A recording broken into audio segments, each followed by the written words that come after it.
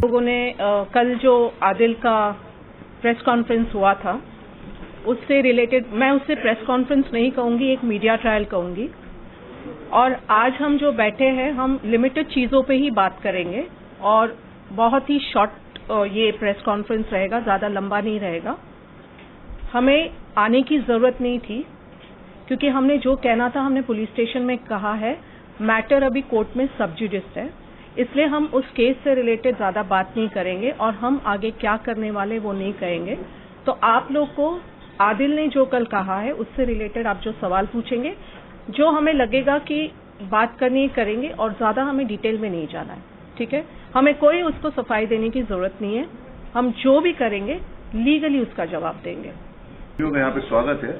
आप लोगों से मैं एक अनुरोध करूंगा कि जो आपने कल उन लोगों से सवाल पूछा कि आप तो बेगुनाह हैं फिर भी 6 महीने की जेल काटनी पड़ी आप लोगों को, इस तरह के सवाल मीडिया को शोभा नहीं देता। आप मीडिया ट्रायल में उसको एक्विटल नहीं कर सकते। कैसे कह दिया आपने कि आप बेगुनाह और 6 महीने की जेल काट के आए? आप क्या जज हैं? क्या ऑनेबल कोर्ट हैं? ऐसे मीडिया कर्मियों पर मुझे शर्म आती है। तो जो भी सवाल आप करें मर्यादा के दायरे में रह के इस पे मैं भी एक बात करना चाह रही थी। मैं पूछना चाह रही थी वो रिपोर्टर कौन है। फर्स्ट ऑफ ऑल आप कौन होते हो एज अ जर्नलिस्ट कहने के लिए आप बिना किसी गलती के 6 महीने जेल काट। मैं हिंदू धर्म में पैदा हुई। मेरी माँ जया सावंत, मेरे डैडी आनंद सावंत। फिर मेरी माँ जो है जीसस में बिलीव करने लगी। हम लोग बॉर्न क्रिश्चियन तो नहीं है, लेकिन माँ के साथ पूरा घराना जुड़ा रहता है। जैसे माँ बिलीव करने लगी तो मैं भी बिलीव करने लगी। तो हिंदू से जीसस में बिलीव करने लगी। शादी मेरी एक मुस्लिम लड़के से हुई।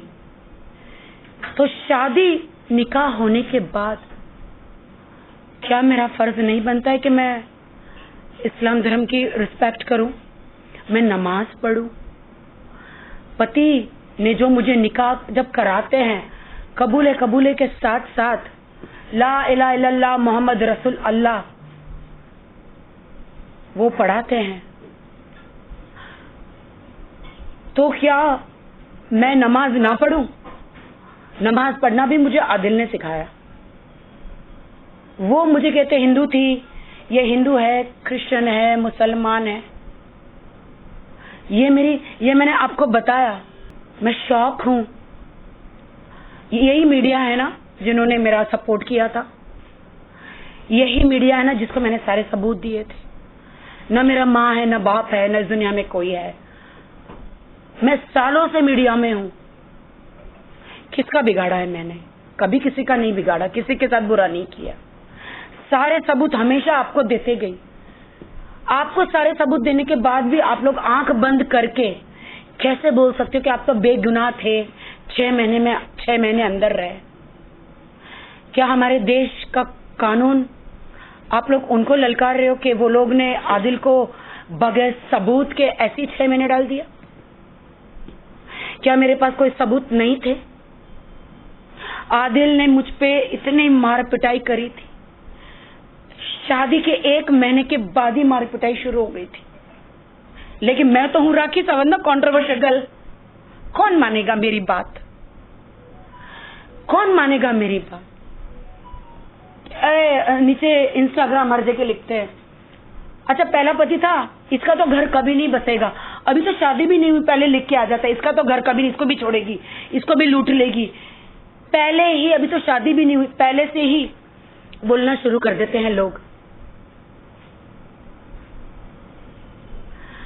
आदिल से मेरी शादी हुई कौन से सर्कमस्टांसेस में हुई? इन्होंने प्लान किया था। शैली जो है आदिल की उस टाइम पे सिस्टर थी, शैली। आज वो उनको दोस्त कहते हैं और दुश्मन कहते हैं। वो मेरे साथ मुंबई में बिजनेस करना चाह रही थी। मेरी 4 बंगले की जगह है, वो वहां पे वो एक क्लिनिक खोलना चाह रही थी। हमारा एग्रीमेंट हुआ था। तो उन्होंने कहा राखी तू तो छोटी गाड़ी में घूमती, अच्छा नहीं लगता, मैं तुझे एक गाड़ी गिफ्ट करना चाहती हूँ। तो आदिल का बिजनेस था छोटा मोटा, सेकेंड हैंड कार के देता था। तो ये लोग भाई बहन आपस में थे। तो उन्होंने मुझे शैली ने बोला कि you come here, I want to gift you car. मैंने कहा जरूरत नहीं है। मैंने कहा शैली आप एक काम करो ना, कार आप है ना मुंबई भेज दो। बट अब मुझे नहीं पता कि वहां पे क्या षड्यंत्र रचा जा रहा है आदिल खान दुरानी का। आदिल खान दुरानी ने कहा कि नहीं दीदी कुछ भी हो जाए उसको यहाँ बुलाओ। उसने बोला नहीं आदिल उस कार बना के उसको भेज दे बाय रोड। नहीं दीदी उसको कुछ भी बोला इधर बुलाओ, कुछ भी हो जाए उसको इधर बुलाओ। मैंने कहा मैं नहीं आ रही हूँ। 1000 बार मना करने के बाद भी उसने बोला नहीं आपको क्या क्या चाहिए अंदर कार में ये। तो फिर मैं बोली यार कभी मैं BMW कार में घूमी नहीं हूँ। मैं कार लेने चली गई, लेकिन उसके पहले उसने प्लान बना के रखा था कि राखी को कैसे षड्यंत्र रचाना है, कैसे जाल डालना है। हाँ मैं दूध पीती बच्ची नहीं हूं, बट वो जाल मुझे नहीं दिखाई दिया। मैं गई, शर्म आती है मुझे भाई के सामने बोलते हो। मुझे कहीं खौफ था, इसलिए मैं अपने भाई राजीव खैंची को यहां से लेकर गई साथ में टिकट बना के। उसने उसका मैंने बोला 2 रूम बुक करना। उसने 1 रूम मेरा इधर बुक किया, 1 रूम कहीं दूर कहीं राजीव का बुक कर दिया। मैंने भाई आपका रूम कहाँ है? उन्होंने बोला दूर है। इनका एक बंदा आया, मैं आदिल रूम में थे, बाहर से लॉक मार के चला गया।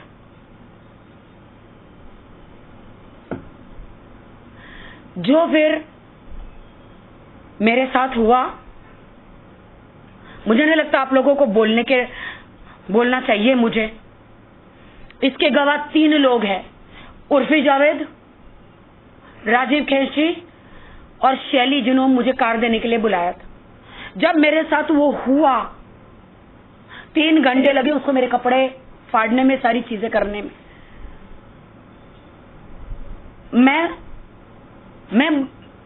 मैं दुनिया की लड़कियों को न्याय दिलाती हूं। मैं कैसे बाहर जाके बोलूं कि मेरे साथ क्या हुआ है? कौन मानेगा? क्या होगा? मैंने बोला, अब मैंने उस वक्त ठान लिया कि मैं पुलिस में जाऊंगी और मैं कंप्लेंट करूंगी हर चीज। मैंने उर्फी को तुरंत फोन किया। उर्फी रो के, उर्फी मैं क्या करूं? उर्फी मेरी बेस्ट फ्रेंड थी तभी। उर्फी ने बोला मैं तेरे को अभी के अभी कार भेज रही हूं, तू आ जा, तू होटल तेरा चेंज करवा देती हूँ, तू आ जा अभी का अभी, तुझे मैं वहां से कार भेज रही हूँ। भाई बिल्कुल आप पूछ लेना आप लोग उर्फी से। और दूसरे दिन वो कार दे रहे थे मुझे, मैं बात नहीं कर रही थी। मैंने कहा आपने गलत किया। मैंने शैली को बताया, मैंने सबको बताया, क्यों नहीं बात कर रही हो ये वो। फिर इसने बोला कि don't be sad, you are a nice girl, I want to marry you. दूसरे दिन I love you, I want to marry you, I want to live with you, मैं तेरे साथ रहना चाहता हूं। उस वक्त मेरा दिल नरम हो गया। मैंने कहा चलो ठीक है, इसने ये सारी चीजें तो करी है, लेकिन बंदा शादी करना चाह रहा है। उस वक्त मैंने अपना मन बदल दिया। वो मुझे गोवा लेकर गया। मैं गोवा गई मेरे फंक्शन के लिए। वो वहां बाई कार पहुंचा, शैली भी पहुंची, मैं मेरी माँ के साथ गई थी। मैंने उस वक्त माँ को नहीं बताया। गोवा में वो 2 मौलाना को लेकर आया। होटल कौन सी थी वो मैं आपको बता दूंगी, कौन सी होटल में मैं रुकी थी। CCTV फुटेज भी आप देख सकते हैं वहां पे, 1 साल पुराना। 2 मौलानों को लेकर आया। मैंने बोला अगर आपने बोला है मुझे वहां पे शादी करेंगे, ये वो निकाह करेंगे, नहीं करेंगे तो मुझे मीडिया में मैं तो जाऊंगी, मैं मेडिकल भी जाऊंगी, पुलिस स्टेशन भी जाऊंगी कि आपने मेरे साथ क्या किया। देन मौलाना को लेकर आए। मौलाना मुझे देख के डर गए, गोवा के मौलाना। अरे भाई राखी सावंत का निकाह, नहीं हम नहीं करेंगे। फिर मैंने बोला मौलाना सुनो, इन्होंने मेरे साथ क्या बोलते ज़िना किया है और ये मेरे से निकाह करना चाहते हैं, मैं भी इनसे करना चाहती हूँ। आप अल्लाह को जवाब देंगे कि आप मेरा निकाह नहीं कराना चाह रहे जब हम दोनों राजी हैं? तो वो बोलते कि आदिल खान दुरानी क्या बोलते हो? तो वो बोलता है कि हाँ मुझे निकाह करना है। हालांकि वो मेरे बारे में सब जानते थे, रितेश के बारे में, मेरी कंट्रोवर्सीज के बारे में, मेरी जिंदगी में। मेरी जिंदगी एक खुली किताब है सबके सामने। कहीं एक छोटे से मैं टेलीविजन पे नहीं छपी हूं, मैं एक ब्रांड हूं। वो मेरे बारे में सब जानते थे, लेकिन उसने कहा एक दिन कि अरे मुझे पता नहीं था तुम कौन हो। और बाद में मुझे बोलते हैं घड़ी घड़ी स्टेटमेंट चेंज कि तुम एक बहुत बड़ा ब्रांड हो, मुझे शेरा भाई से मिलाओ, मैं वहां पे एक सलमान भाई से मिलाओ, मैं एक बड़ा शोरूम कार का डालना चाहता हूं। मैंने बोला ये सारी बातें बाद में हटाओ। उस वक्त मैंने शेरा भाई से बात कराई थी जब हमारा रजिस्ट्रेशन हुआ तो मुंबई आया था। शेरा भाई से सब साथ में टेबल पे बैठे थे, शैली सब एम्प्रेसा में। मैंने कहा था भाई अगर कोई कारवार चाहिए तो बताना। भाई ने बोला ठीक है, कोई भी कारवार चाहिए तो मैं बताऊं। गोवा में मौलाना आए, शादी कराई हमारी। उन्होंने बोला इमीडिएटली नहीं देते, तुम्हारे गवाह नहीं है, क्योंकि वो गवाह ही नहीं, मुझे मालूम ही नहीं निकाह क्या होता है, मुझे पता ही नहीं कि निकाह में गवाह भी चाहिए, मुझे मालूम ही नहीं है। फिर मौलाना चले गए, हमारा फंक्शन करके वो मैसूर चला गया, मैं मुंबई आ गई।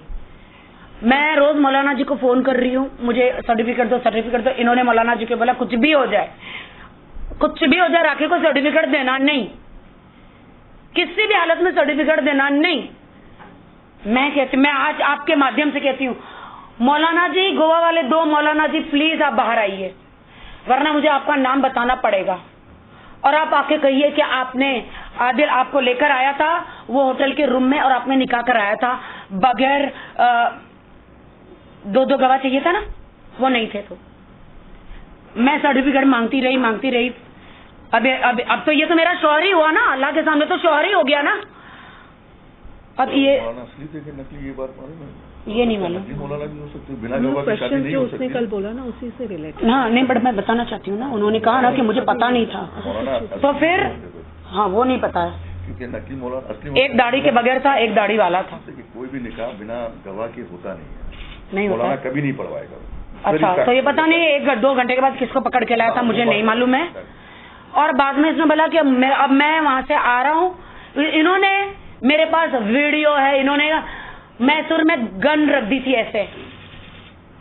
ऐसे गन रख दी थी, मेरे पास वीडियो है कि तुम मैं परेशान हो गया हूँ शैली से, मैं परेशान हो गया हूँ अब्बास भाई से, मैं परेशान हो गया है मैसूर वालों से, सब मेरा जीना हराम कर रहे, मुझे तुम मुंबई बुला लो, मैं तुम्हारा शौहर हूँ, शौहर का साथ नहीं दोगी तो जहन्नुम में जाओगी, तुमने इस्लाम कबूल किया है। मैंने कहा ठीक है, मुझे उतना नहीं पता। मैंने बोला ठीक है आप आ जाइए। आ गए वो। अब डिमांड, अरे अब तो बिजनेस नहीं, कुछ नहीं, मैं क्या करूं, 1 रुपया लेकर नहीं आया, फुकरा भिखारी आदिल खान दुर्रानी 1 रुपया लेकर नहीं आया। एंड फिर मैंने कहा मुझे सर्टिफिकेट तो दो शादी का। इनकी एक आंटी रहती है यूके में, कि इन्होंने शादी किया या ये किया। बोलते नहीं हम तो मानते ही नहीं, तुम तो कुछ भी नहीं हो, मानते ही नहीं है, हम तो मानते ही नहीं इस शादी को। एंड देन फिर मैंने बोला मैं आपको एक पैसा अभी नहीं दे सकती बिजनेस में, मुझे बिजनेस के लिए पैसा दो। नहीं सकती। मैंने कहा शादी का सर्टिफिकेट नहीं तो एक काम करो, ठीक है काम करते यहाँ पे शादी करते। मैं बोला आप मुसलमान हो, अगर मेरी एक बार निकाह हो गया तो दोबारा कैसे होगा? तो बोलते नहीं, वो जो मौलाना है वो जवाब नहीं दे रहे, छोड़ दो। फिर मैंने फाल्गुनी को बोला फाल्गुनी मेरा निकाह इनसे करा दो। फिर फाल्गुनी ने गवाह सब लेकर आके मेरा निकाह कराया और मेरा उनके साथ कोर्ट मैरिज कराया।